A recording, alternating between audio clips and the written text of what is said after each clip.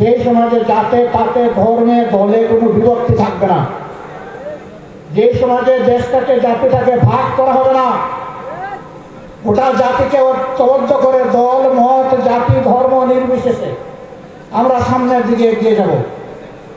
54 বছর যারা সংখ্যালঘু নির্যাতন বলে মায়া কান্না করেছিল, আমি মহান রবকে সাক্ষী রেখে বলছি, সংখ্যালঘুদের সম্পদ এরাই ডাকাতি করেছে। আমরা এই দেশের সংখ্যাগুরু মানি না।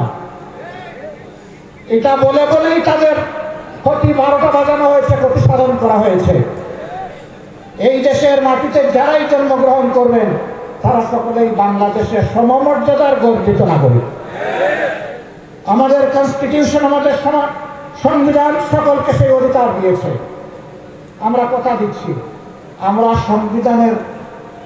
সংবিধান বাংলাদেশের জনগণকে যা দেবে তার আমরা পাহারাদার হবো ইনশাআল্লাহ। ওরা মালিক হয়েছিল রাষ্ট্রের, আমরা সেবক হব জনগণের ইনশাআল্লাহ। আমরা মালিক হওয়ার স্বপ্ন দেখি না। আমরা নির্বাচনে কিছু বিষয় আপনাদের জাতির সামনে উপস্থাপন করব, সে বিষয়গুলো সব এখনই আমরা খুলাসা করতে যাচ্ছি না। আশা করি প্রিয় জাতি বুঝতে পারবে বাংলাদেশ জামাতে ইসলামী আগামীতে কি ধরনের সমাজ গড়তে চায়।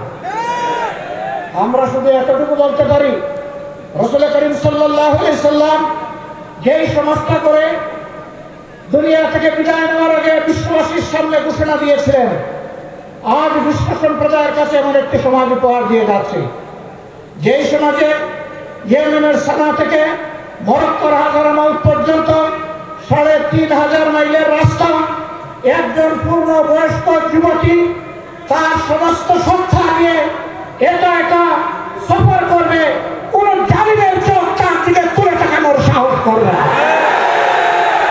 মহান রব ছাড়া কাউকে তার ভয় করার প্রয়োজন হবে না। সেই দেশ আজকে বিশ্ববাসীকে উপহার দিয়ে যাচ্ছে।